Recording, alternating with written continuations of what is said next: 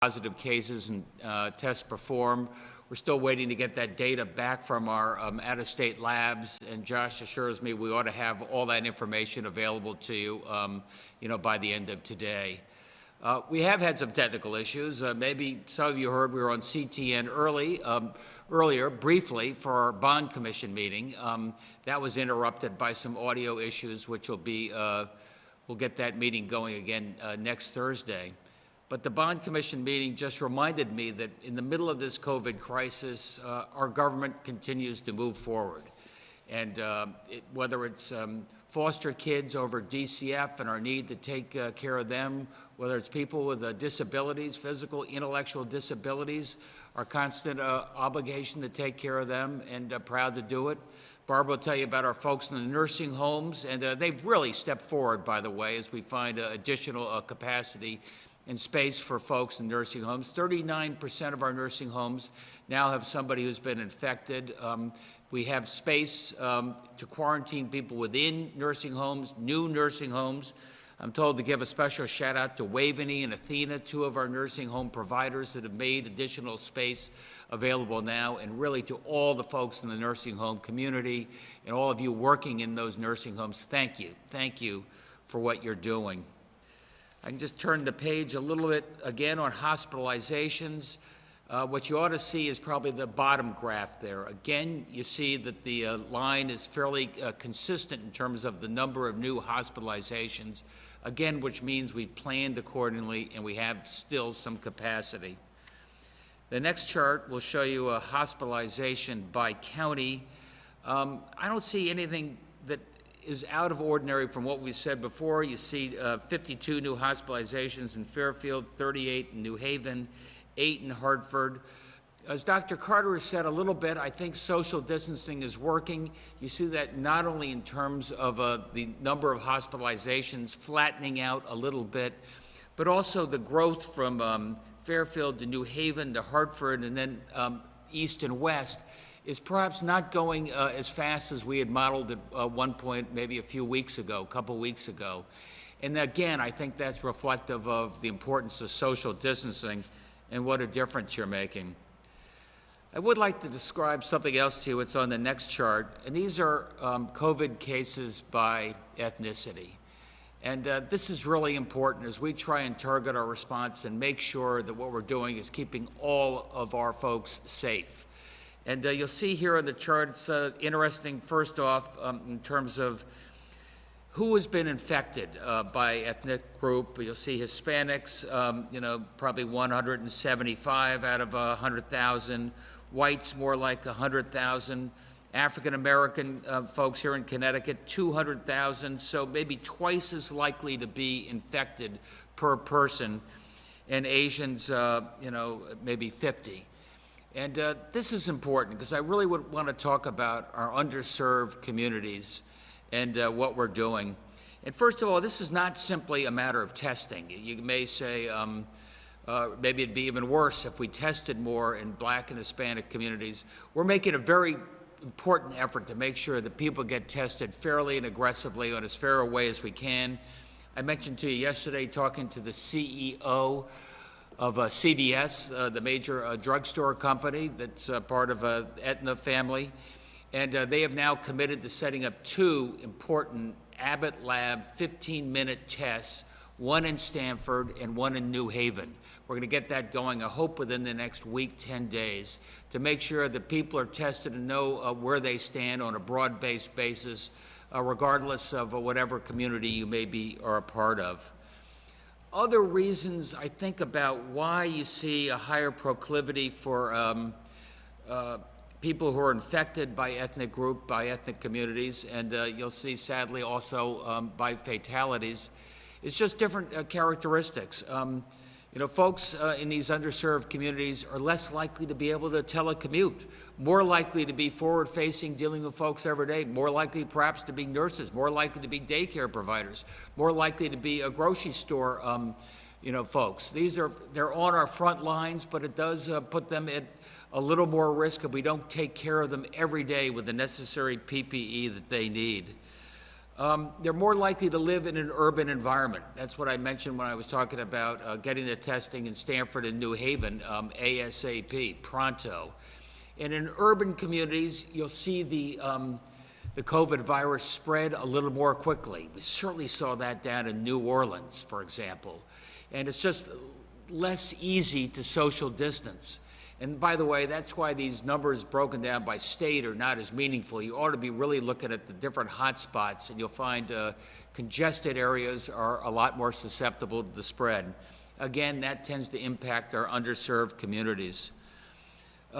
Many of the folks have bigger families and living in smaller apartments. So it's tougher just to social distance within your own apartment, your own residential dwelling. We are working on that by making sure that we provide additional hotel space or other space for folks in that situation. They have a loved one at home who is either infected or has been exposed to someone who is infected, contact. We're finding them space so they don't actually have to be at their residence. We can find them another place that they can go to make sure that they're safe and to make sure that their families are safe.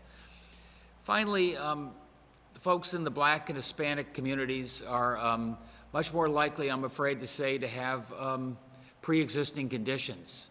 An African American is probably 4 times more likely to contract asthma or diabetes than their white or counterpart, and similar numbers for Hispanic. And that's why you see the higher infection, and I'm afraid you'll see on the next chart some of the differences when it comes to death by ethnicity, and certainly the Black community has a higher ratio there. Hispanic community a little less, which is sort of interesting when it comes to pre-existing conditions. All right, what can we do about that? We can do a lot about that. Deirdre Gifford, our amazing commissioner over at DSS, the Department of Social Services, doing everything we can to make sure that we can expand health care coverage for all of our people, especially folks now in the underserved communities. Medicaid is expanded by about 14,000 people over the last 2 months. There's now a 90-day grace period. We provided a 90-day grace period for folks in health insurance to make sure their health insurance cannot be cut off in the middle of this pandemic. And it's the same thing for Medicaid beneficiaries. You have a 90-day grace period there. And the other good thing is we're expanding access to Medicaid and expanding access to primary care physicians. And what that means in terms of your ability to get a test if you're not feeling right is conditioned upon expansion of Medicaid and expansion of access to a primary care physician. We have about 100,000 people now on SNAP, which was formerly known as food stamps.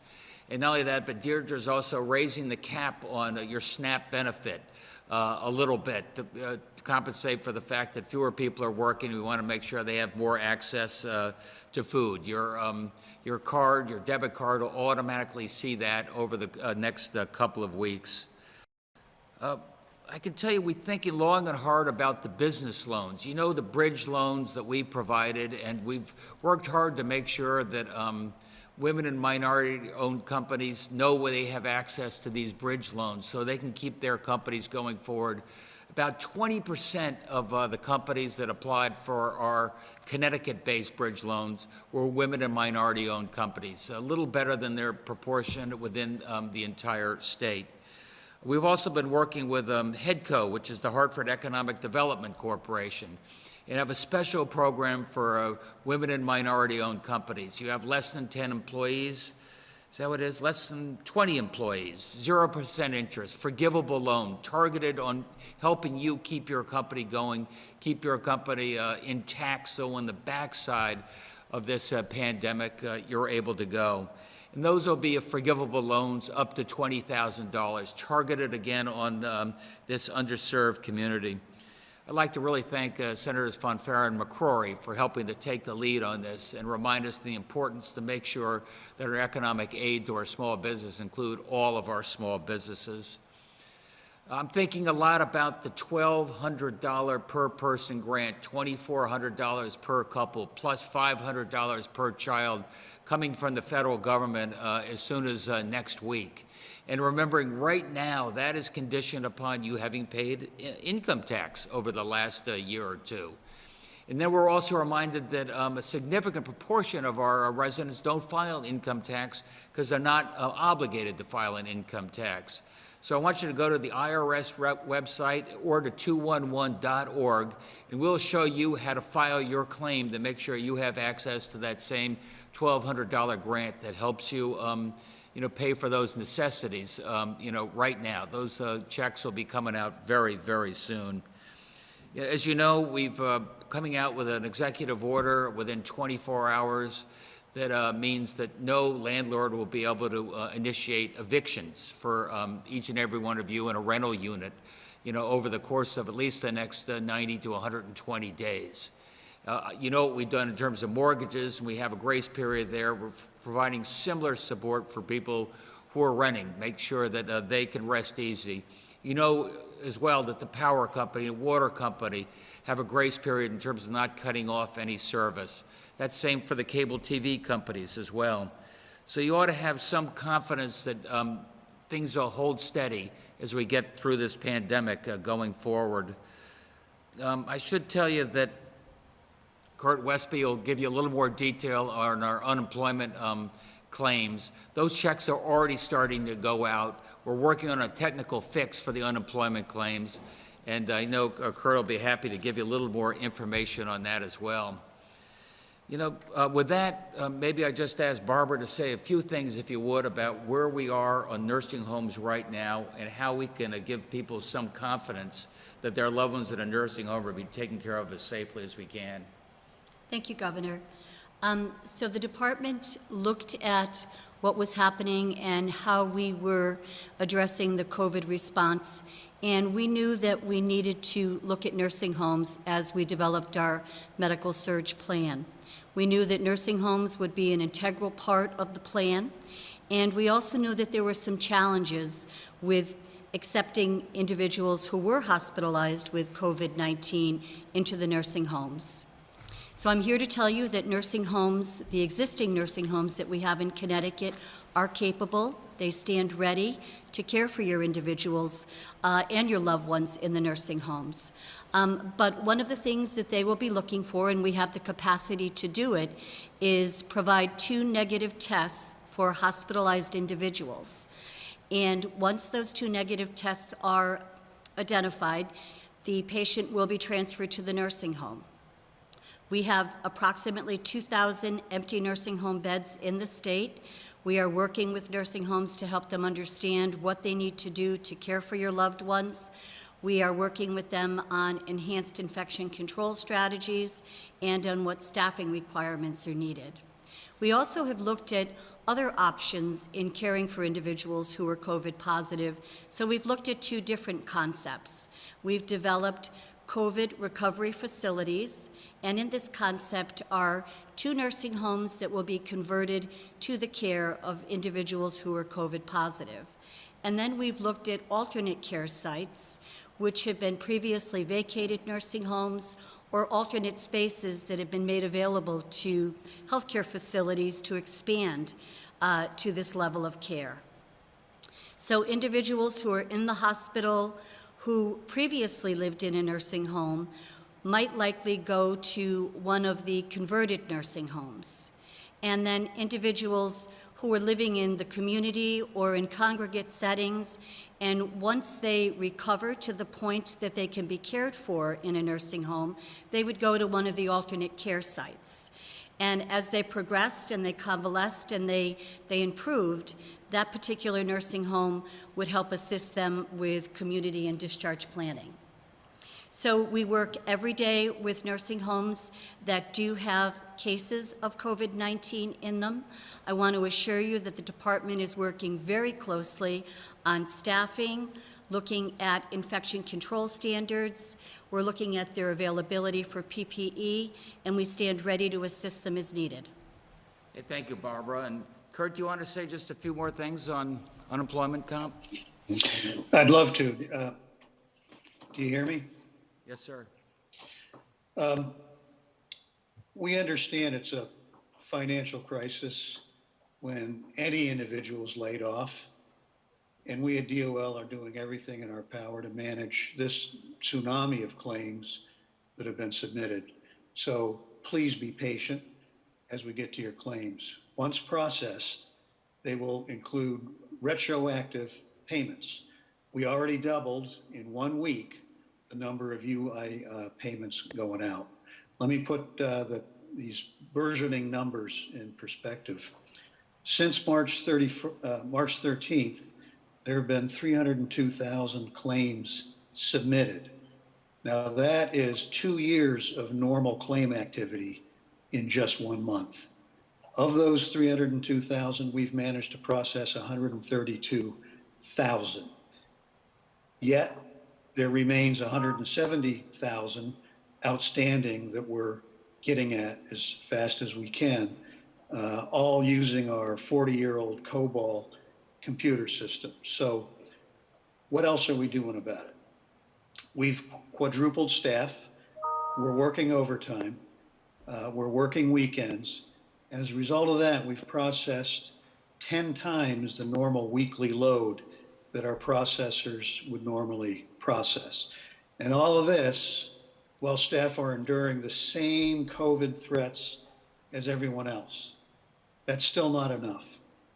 We introduced a technical fix #1, where we emailed applicants who had already submitted their claims to resubmit their claims through what we have in our system as a temporary shutdown file, which is completely automated. That yielded another 40,000 more processed claims, but that still was not enough. So we're working on another technical fix, Plan B we call it, which will basically force claims into the automated process.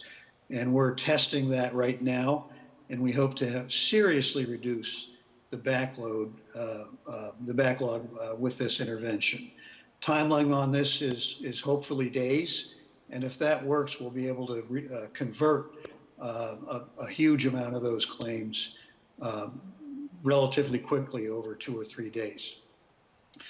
So in the meantime, for new filers, if you're filing now or in the future, please go to file CTNewsJunkie.com.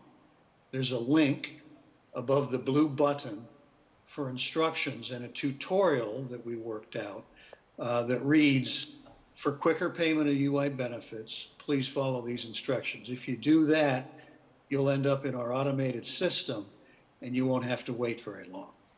If you've already filed, check your emails daily for updated messages and follow them.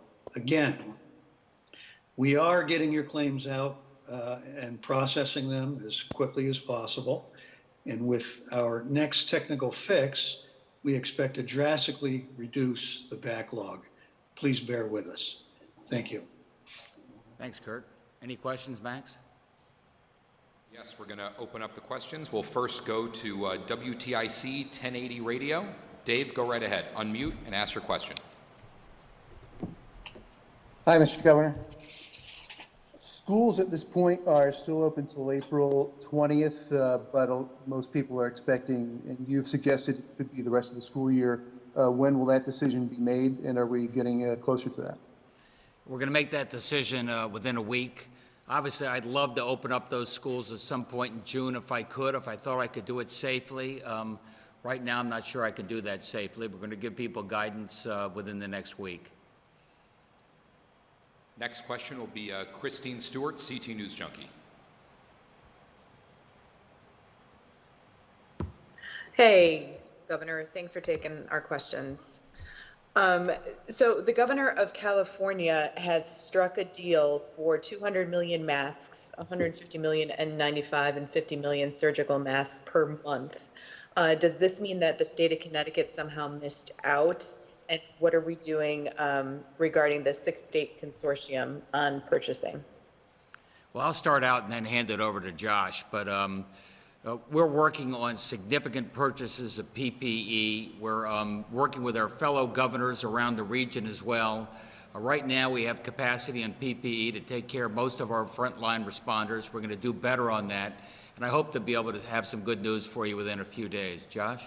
Yeah, and in fact, the good news is starting to arrive. We received a significant shipment of masks today that are going to be distributed. But I think, Christine, some of those numbers you cited, if you were to adjust those to Connecticut kind of population size relative to California, we have very significant orders placed. Some of our original kind of longtime suppliers for this type of equipment have had their supply chains severely disrupted. So we've had to be much more creative in our procurement strategies, but we've been successful in that regard. And I think in the coming days and weeks, we're going to see a significant influx of PPE into the state of Connecticut that will alleviate the challenges we've been facing over the last couple of weeks. We'll go next to Channel 3 Eyewitness News, Matt Campbell. Yes, this question is for Mr. Westby. You talk about quadrupling the staff at the Department of Labor working on these unemployment claims. What's the number of workers that you have on this right now? And I think a lot of people just want to know when they can expect their checks. Is there a time frame for that? Yes, the number of people we have working on claims right now is 80 plus. It was only 20 just a few weeks ago. So that number 80 plus is 4 times the number that we've had before, and it's growing. As far as the actual wait, we're seeing a 5 to 6 week wait for people who file now, as long as they're not using the automated system. If they use the automated system, the wait won't be anywhere near as long as that. And Governor, do we have any stats on the recoveries right now? We're going to have those stats by the end of today, and I'm going to go over those tomorrow. Right now, what you see on hospitalizations is the net number between people being admitted and people being discharged. But I'll be able to give you better information on who's being discharged and the rate of success we have there tomorrow. We'll go next to Hartford Current, Chris Keating. Yes, I'd like to address this to Barbara Cass. Can you tell us, are there more possible deaths at the Milford nursing home that have not been labeled COVID deaths? Also, can you confirm the number of 4 cases at that home that we've repeatedly heard about? So we are watching that nursing home that you have indicated. We actually have conducted an on-site inspection at that nursing home and have been in touch with the nursing home every single day. We're verifying staffing, we're verifying adequate supplies of PPE, and we're monitoring the situation closely. I'm unable to verify the number of deaths. I don't have the documents in front of me, but we can certainly get back to someone on that. And can you also tell me more broadly, what is the status of moving people out into the specialized COVID homes, for lack of a better term? That process has not actively started. The nursing homes are notifying family members, they're working with residents, and we anticipate that that will be happening shortly. We'll move on next to Sue Haig of the Associated Press. Good afternoon. Governor, you just said that most of the frontline workers have the gear they need. I was on yet another conference call where there were, this time, nursing home workers who were talking about using trash bags for protective devices, for protective gear. They're petrified, and they say they're scared actually to work in these COVID-only homes. They don't think that the state is going to provide enough care, and because they're not getting what they need now. So how can, I guess what's happening with that gear? Because they're just not getting it as far as we're hearing. We're going to get that gear out to people as fast as we humanly can. As you heard Josh say, we've got a good backlog. We got it on order. It was scheduled for last week, scheduled for today, scheduled for tomorrow. And those frontline workers are our #1 priority. God bless you. In the meantime, if you have to wear a mask you make yourself, do that. But most of our people have the PPE, and those that are not getting it right now are going to have it within a few days. That's my hope. Is it going to nursing homes specifically? Yeah. Want to talk about that, Barbara? Yes, thank you. So we are monitoring PPE supplies very closely. Every day at 8 o'clock in the morning, the long-term care mutual aid plan is activated, and messaging goes out to every single nursing home in Connecticut. And by 10:30, 11 o'clock, we have a good landscape of what's happening across the state. Facilities at that point can report any issues they may have with their PPE supplies, and if they are experiencing any shortages, we are responding to those. So we have also had other conversations today to reach frontline workers so we can see what's happening to the boots on the ground people. We have opened up messaging systems so that we can hear from them and hear anecdotally what may be happening that may not be reported by nursing homes. So we're actively pursuing other opportunities to get a better understanding of where the PPE supplies are. But when we do go out on site, and I want to assure you our surveyors are on site, we're verifying that there are adequate supplies of PPE in place. That's a very important issue for us to follow up on. Thank you. And I'm sorry to monopolize this, but when you're talking about adequate supplies, what does that mean? These people are talking about having one mask that's not necessarily the really good ones that everybody wants, but they have to have it for like days and days and days, and they're all kind of old and they're not working anymore. I mean, what do you consider adequate supplies?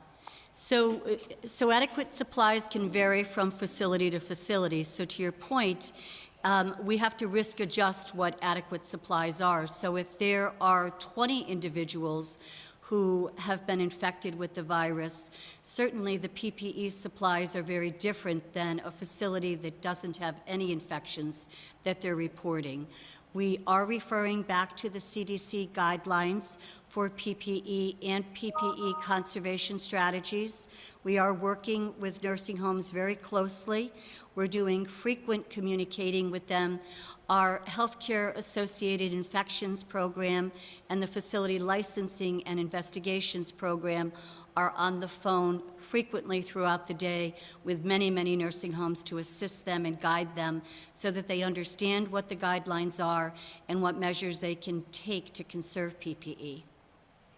We'll move on next to John Craven, News 12 Connecticut.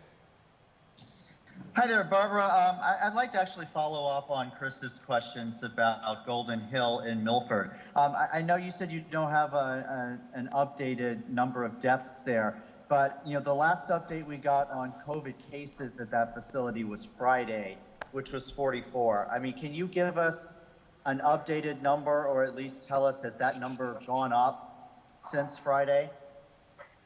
I think the number is 44. That's what I recall from yesterday.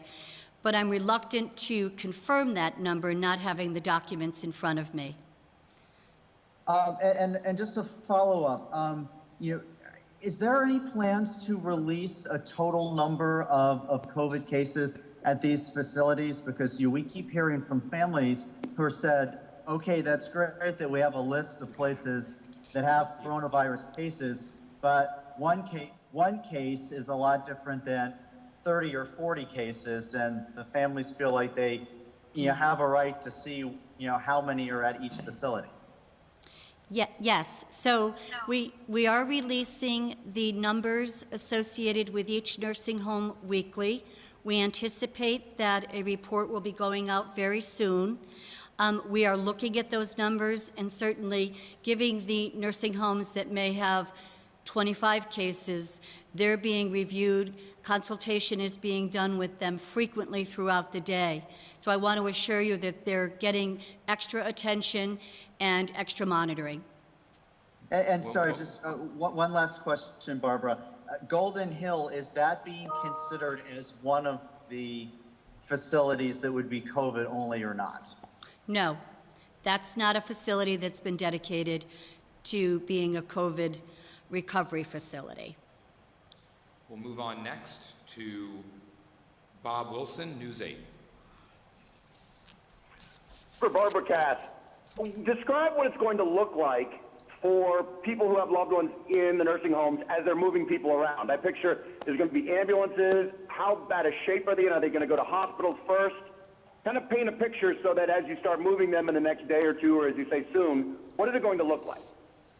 And are you referring to the facilities that we're converting to COVID recovery facilities? Correct. Recovery, or Okay. my mom is in a nursing home right now. She has COVID. You're moving her. How are you going to move her, and what strategies are you Okay. put into an ambulance, or? So it'll be a very thoughtful strategy. It will be a strategy that includes residents, family members. We're working with the Long-Term Care Ombudsman Program, and I know she is doing lots of FaceTime chatting with family members. We anticipate that it will be done with ambulances or transportation vehicles that the facility may have. So because we are asking and expecting it to be a thoughtful process, we expect it will take a couple of days.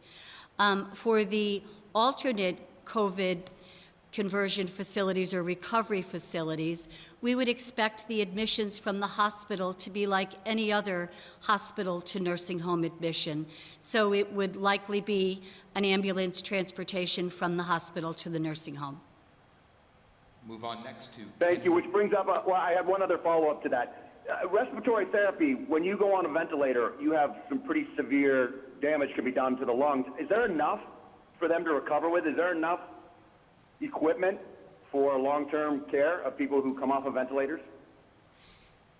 We are not expecting or anticipating that anyone who requires a ventilator will be cared for in one of our COVID recovery facilities. That's dedicated to the hospital level of care. We are looking at the number of ventilators we have. We're looking at those numbers every day. There are some reallocations that have been happening across the state when there are needs that are perhaps not, I don't want to use the word unmet, but we want to anticipate and prepare. So there have been some movement of ventilators across the state, but we do not expect or anticipate, and I do want to underscore, do not expect any of the COVID recovery facilities to be operating with ventilators. I'll just add, right now, we still have enough ventilators. We've allocated them appropriately. We have extra capacity in Fairfield County, as well as the rest of the state. We're monitoring very carefully. Josh knows where every ventilator is in the state, so we can make sure it go to a place of need. But nobody's being denied for lack of a ventilator. We'll move on next to Jenna Carlesso of the Connecticut Mirror. Hi, my question is for Barbara Cass. Could you talk about the two facilities you are eyeing for COVID positive nursing home residents? And also, would they be primarily for folks who are being discharged to a hospital who would otherwise go to a nursing home, but instead they're going to those buildings? Or will people also be moved out of existing nursing homes to those buildings? So we have two concepts. One of them, and as we looked at surge and tried to build capacity, we have two different pathways. First, I do want to assure you that nursing homes do have the capability in most cases and the capacity to care for someone who is COVID-19 positive. However, as we moved forward with our planning, we identified that we needed to build capacity in the nursing home system. So we have converted 2 nursing homes to COVID, and I have to keep catching myself because this was a new term that we developed yesterday, a COVID recovery facility. So 2 concepts. One is the conversion of 2 nursing homes that are going to be dedicated to COVID positive patients. And then the other concept of COVID recovery facilities were vacant spaces or perhaps previously vacated nursing homes. So we have one entity, and as the governor had mentioned, Athena has provided a vacant nursing home, converted it to a nursing home that, again, they will be caring for individuals and dedicated to COVID-19.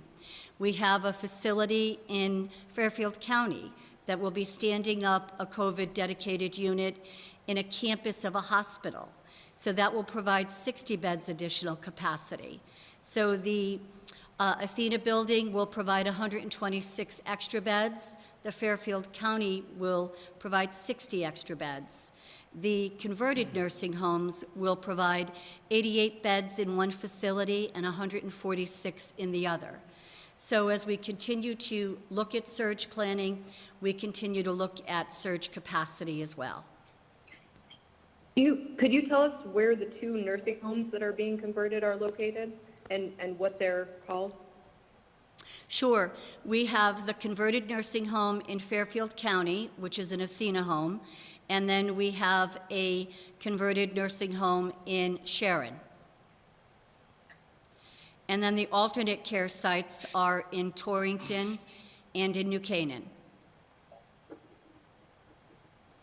And we are moving forward with looking at other capacity as well. So other alternate care sites may come online. We'll move along to Paul Hughes of the Republican American. Thanks. I got 2 questions, one on testing and one on the unemployment insurance fund. The Connecticut Business and Industry Association is saying that employers can expect an increase in unemployment taxes and perhaps an additional assessment to pay off any federal loans regarding handling the increase in unemployment claims. What sort of costs are we looking here? What can employers expect to see in terms of additional costs? Kurt Westby here. Well, what we're doing to mitigate, or actually put off those costs, is looking at freezing the experience rating this year for the duration of the crisis, so that there in fact will not be an increase for the duration anyway. So we're hoping to put that into effect, and we're in deliberations with the administration on pushing that through. What about an additional assessment for any federal loans? Well, normally when there are federal loans, and there will be federal loans, we'll be applying for federal loans fairly soon because of the huge uptick in the number of claims. We can ask the federal government for that.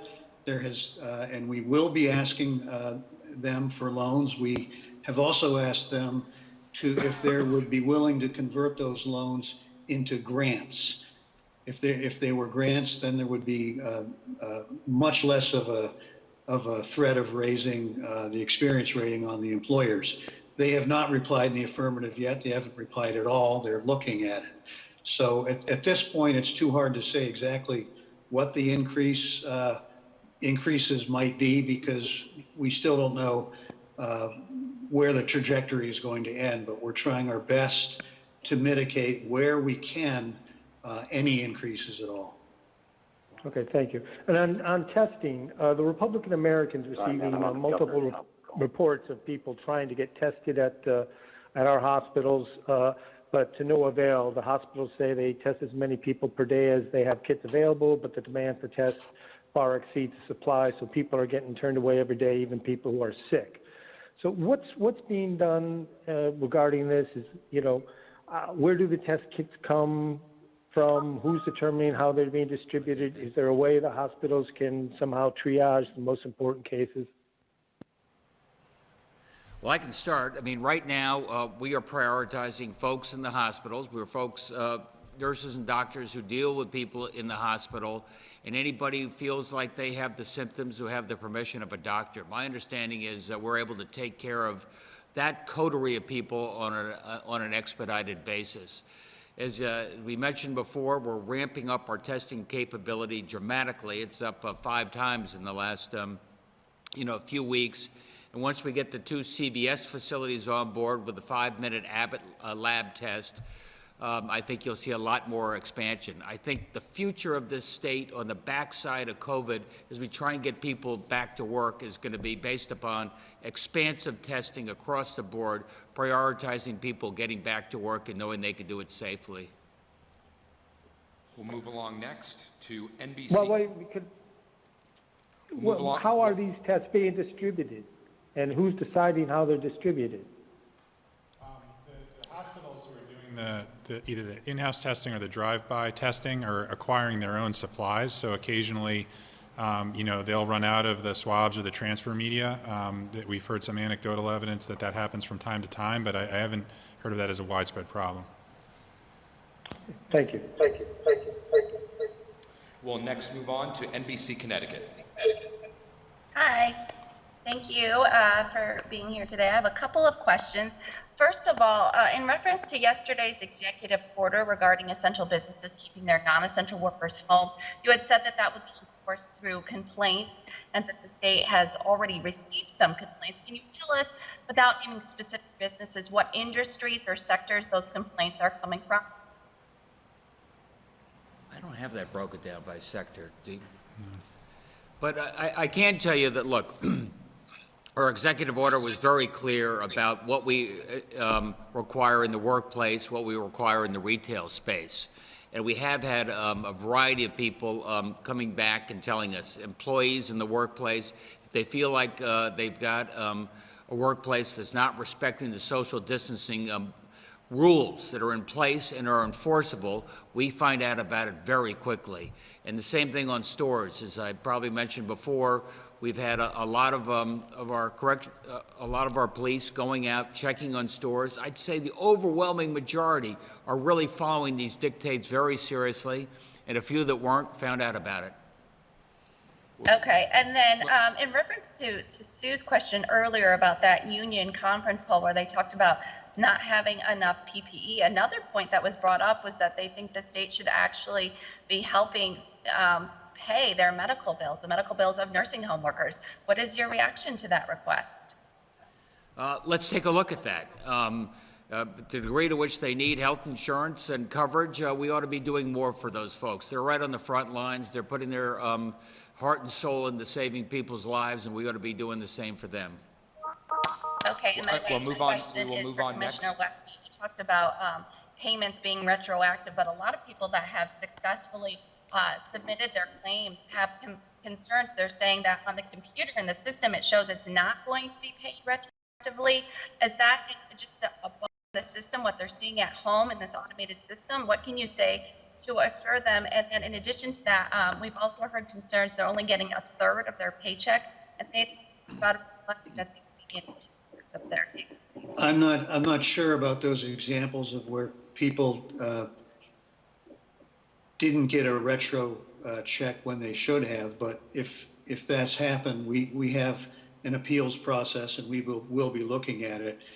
Secondly, as we migrate into the additional benefits that were legislated by the government, there will be additional retroactive payments, such as the $600 plus ups, for example, added to existing claims. So there will be a lot of work being done even after all these claims get out to adjust existing claims as we go forward. We'll move on next. Thank you. We will move on next to WSHU.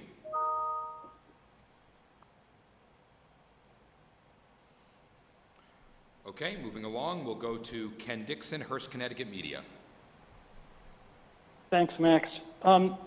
For the governor or Josh, can you tell me whether the correction officers at Northern in the specialized COVID unit at Northern Correctional Center are getting a pay differential for the hazard? Do you know that, Josh? I don't know that. Ken, we're going to have to get back to you on that. Okay, Governor.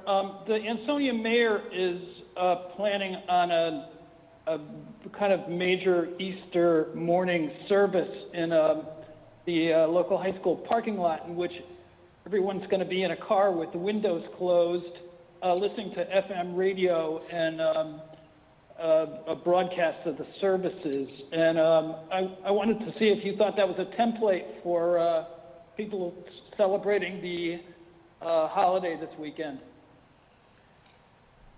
It's certainly an idea, and I appreciate this is the holiest month of the year. I think you see a lot of churches are moving their services online, so people don't necessarily have to sit in the car. They can sit in the comfort of their own homes, perhaps with family, and enjoy the meaning of this time of the year. Thanks, Governor. We'll move on next to WNPR, Connecticut Public Radio.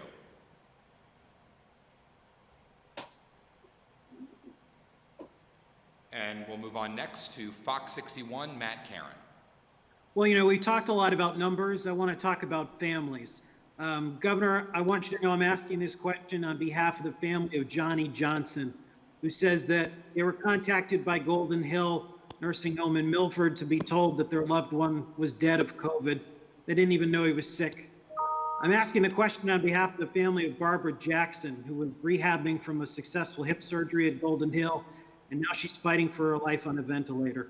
And I'm asking the question on behalf of an anonymous family who was allowed to say goodbye to their dying loved one, but they claim they weren't given the proper PPE to keep themselves safe while they were visiting. They claim their loved one was misdiagnosed with pneumonia, and now they're jumping through hoops just to get the death certificate changed.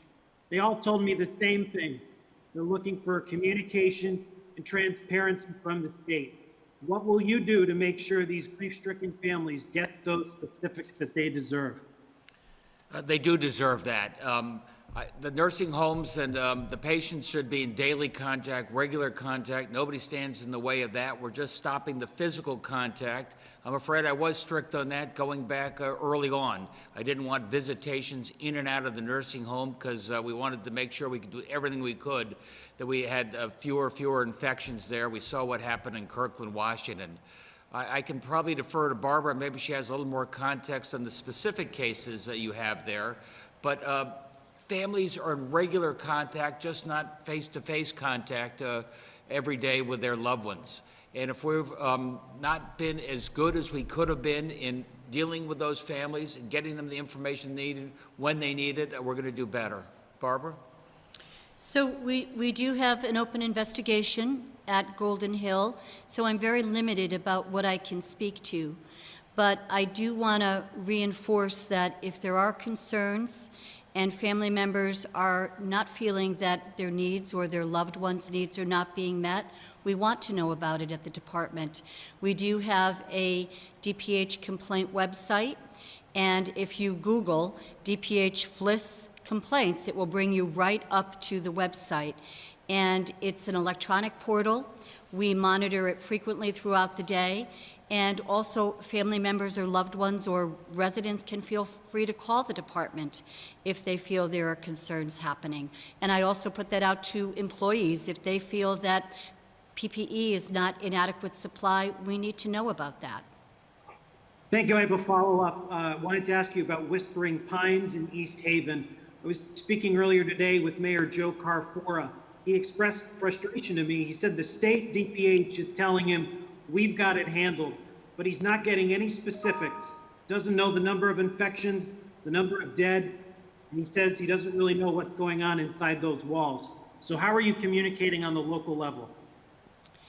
So we had a conversation last night with the East Haven municipality, and we had several conversations. So we can certainly follow up with them if they don't feel that they've gotten the answers that they need, but we have been working closely with them. That's it for questions. Well, I'll just wrap it up on two fronts. I mean, one, I heard the stress in a lot of these questions today. And I know you were reflecting some of the stress you hear from folks in your that you talk to. And I think you hear in Barbara's voice the care and the attention we're trying to bring to folks, in this case, in the nursing homes. What you hear from Kurt Westby in terms of some of the folks are saying, where the heck are my checks? You got to have a sense that we're doing everything we can in the face of this unprecedented crisis to stay ahead of this curve. And so far, when it comes to hospitalizations, when it comes to capacity, when it comes to getting those checks out faster than we anticipated, faster than really what most of our neighboring states have been able to do, doing a better job of communicating to the families who have loved ones in the nursing homes every day that we're trying to do better. And you know, really with that, I do want to wish everybody a happy Passover today and stay safe as you celebrate. Thank you, everybody.